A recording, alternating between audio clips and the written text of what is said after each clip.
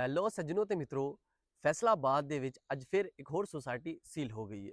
ਸੀਲ ਹੋਣ ਦੀ ਕੀ ਵਜ੍ਹਾ ਹੈ ਜਨਾਬ? ਸੀਲ ਇਸ ਵਾਸਤੇ ਹੋਈ ਹੈ ਕਿਉਂਕਿ ਉਹ ਐਫਡੀ ਤੋਂ ਅਪਰੂਵਡ ਨਹੀਂ ਸੀ, ਹੈ ਗੈਰ ਕਾਨੂੰਨੀ ਸੀ। ਲੋਕਾਂ ਨੂੰ ਧੋਖਾ ਦੇ ਕੇ ਪਲਾਟ ਵੇਚ ਰਹੇ ਸੀ, ਲੋਕਾਂ ਨੂੰ ਧੋਖਾ ਦੇ ਕੇ ਘਰ ਵੇਚ ਰਹੇ ਸੀਗੇ। ਉਹਦੀ ਵਜ੍ਹਾ ਤੋਂ ਐਫਡੀ ਨੇ ਜਦੋਂ ਕਾਨੂੰਨੀ ਕਾਰਵਾਈ ਕੀਤੀ, ਐਫਡੀ ਨੇ ਜਾ ਕੇ ਕਾਗਜ਼ਾਤ ਵਗੈਰਾ ਚੈੱਕ ਕੀਤੇ ਤਾਂ ਪਤਾ ਚੱਲਿਆ ਕਿ ਹਾਲੇ ਸੁਸਾਇਟੀ ਅਪਰੂਵਡ ਹੀ ਨਹੀਂ। ਤੇ ਲੋਕਾਂ ਨੂੰ ਦੱਸਿਆ ਜਾ ਰਿਹਾ ਸੀ ਐਫਡੀ ਤੋਂ ਅਪਰੂਵਡ।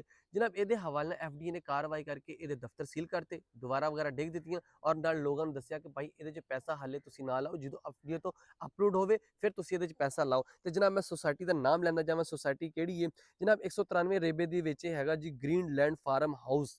ਇਹ ਜਨਾਬ ਜਿਹੜੀ ਗੈਰ ਕਾਨੂੰਨੀ ਹੈ, ਇਹਦੇ 'ਚ ਬਿਲਕੁਲ ਨਹੀਂ ਪੈਸਾ ਲਾਣਾ ਕਿਉਂਕਿ ਇਹ ਐਫਡੀ ਨੇ ਕਿਹਾ ਹੈ ਜਦੋਂ ਐਫਡੀ ਤੋਂ ਅਪਰੂਵਡ ਹੋਵੇਗੀ ਉਦੋਂ ਤੁਸੀਂ ਇਹਦੇ 'ਚ ਪੈਸਾ ਲਾ ਸਕਦੇ, ਉਦੋਂ ਆਪਣੀ ਇਨਵੈਸਟਮੈਂਟ ਕਰ ਸਕਦੇ, ਉਦੋਂ ਘਰ ਬਣਾ ਸਕਦੇ ਜੇ, ਵਰਨਾ ਪਹਿਲੇ ਤੁਸੀਂ ਨਹੀਂ ਲਾਣਾ। ਔਰ ਨਾਲ ਐਫਡੀ ਨੇ ਇਹਨਾਂ ਦੇ ਜਿਹੜੇ ਡਿਵੈਲਪਰ ਹਜ਼ਰਾਤ ਆ ਉਹਨਾਂ ਨੂੰ ਦੱਸਿਆ ਗਿਆ ਕਿ ਅਗਰ ਤੁਸੀਂ ਐਫਡੀ ਤੋਂ ਅਪਰੂਵਡ ਨਹੀਂ ਹੁੰਦੇ ਤੁਹਾਡੇ ਖਿਲਾਫ ਫੌਜਦਾਰੀ ਦੇ ਮੁਕੱਦਮਾ ਦਰਜ ਕੀਤੇ ਜਾਣਗੇ। ਤੇ ਜਨਾਬ ਤੁਸੀਂ ਫੌਜਦਾਰੀ ਦੇ ਮੁਕੱਦਮਾ 'ਚ ਕਿਉਂ ਵਿੱਚ ਵੜਨਾ ਵਾ? ਤੁਸੀਂ ਉਸ ਤੋਂ ਪਹਿਲੇ ਆਪਣੀ ਸੁਸਾਇਟੀ ਐਫਡੀ ਤੋਂ ਅਪਰੂਵ ਕਰਾਓ ਤਾਂ ਕਿ ਤੁਹਾਨੂੰ ਕਿਸੇ ਕਿਸਮ ਦਾ ਕੋਈ ਮਸਲਾ ਨਾ ਆਵੇ ਤੇ ਲੋਕਾਂ ਨੂੰ ਪਲਾਟ ਜਾਂ ਜਿਹੜੇ ਤੁਸੀਂ ਘਰ ਦੇ ਰਹੇ ਜੇ ਲੋਕਾਂ ਤੱਕ ਪਹੁੰਚਾ ਦਿਓ।